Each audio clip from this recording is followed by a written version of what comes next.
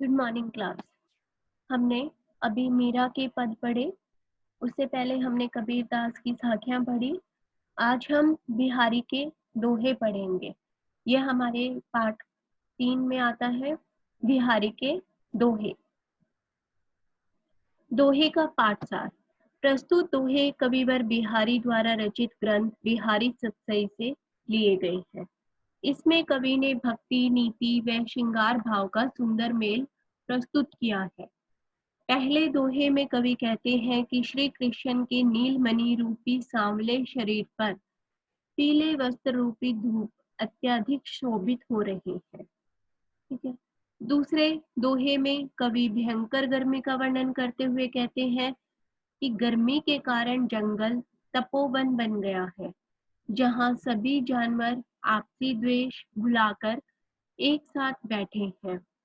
तीसरे दोहे में कवि गोपियों की श्री कृष्ण के साथ बात करने की उत्सुकता को प्रकट करते हैं और कहते हैं कि गोपियों ने श्री कृष्ण की बांसुरी को चुरा लिया है।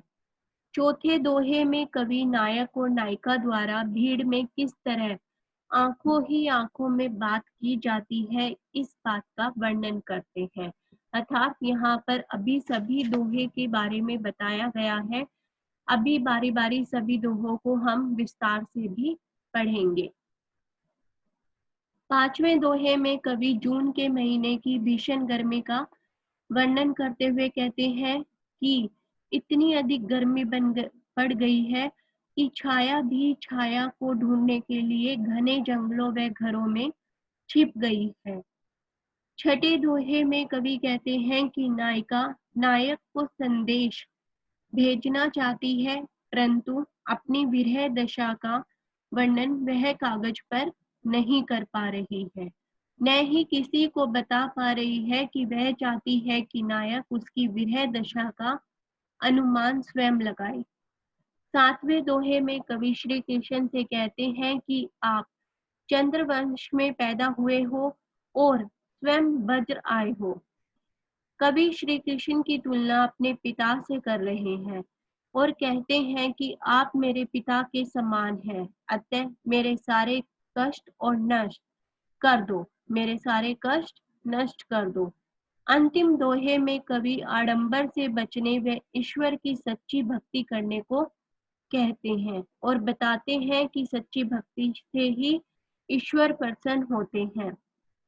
पहला दोहा पढ़ते हैं। सोहत ओढ़े पीतू पटु श्याम सलोने गात, मनो नीलमणि सैल पर आतपू परियो प्रभात।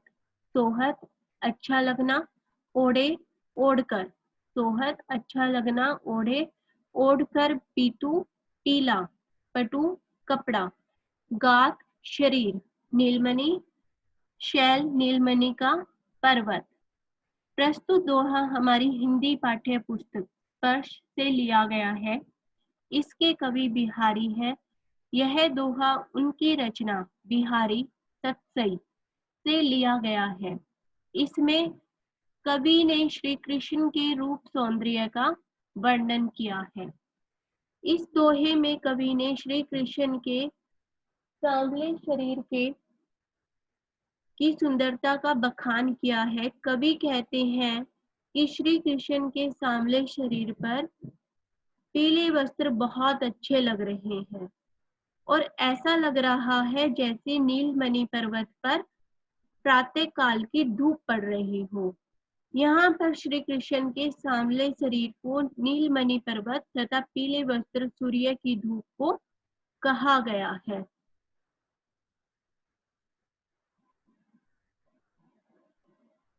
कहलाने एकत बसंत अहि मयूर मृगबाग, जगतु तपोबन सो कियो दिरग धाग निधाद। प्रस्तुत दोहा हमारी हिंदी पाठ्य पुस्तक स्पर्श से लिया गया है। इसके कवि बिहारी हैं। यह दोहा उनकी रचना बिहारी सतसई से लिया गया है। इसमें कवि ग्रीष्म ऋतु का वर्णन करते हुए कहते हैं कि भीषण गर्मी से बेहाल जानवर एक ही स्थान पर बैठे हैं, मोर और सांप भी एक स्थान पर जा बैठे हैं और हिरन और शेर भी एक साथ बैठे हैं।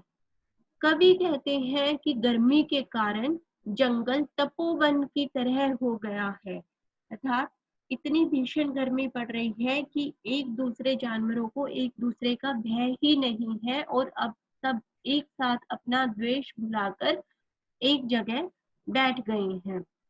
बतरस लालच लाल की मुरली धरी लुकाई, सुहो करे बहुन हंसे देन कहे नटी जाई।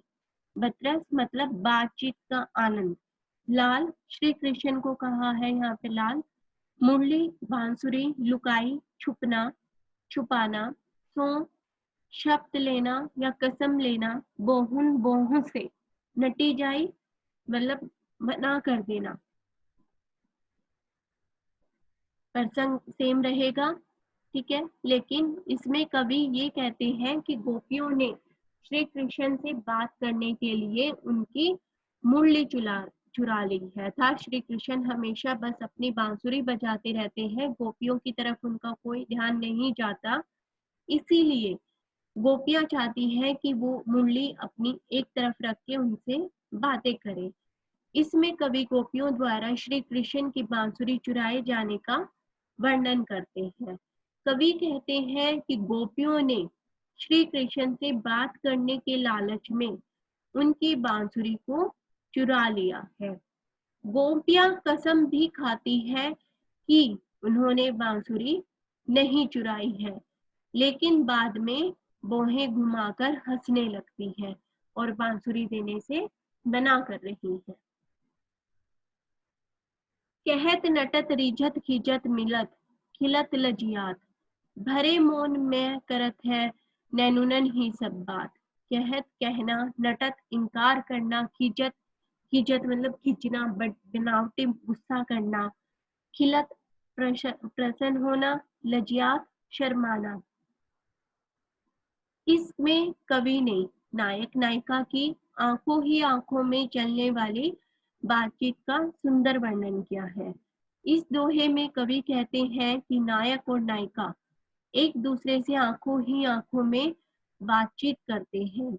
नायक की बातों का उत्तर कभी नायिका इनकार से देती है और कभी उसकी बातों पर मोहित हो जाती है, कभी बनावटी गुस्सा दिखाती है और जब उनकी आंखें फिर से मिलती है तो दोनों खुश हो जाते हैं और कभी कभी शर्मा भी जाते हैं।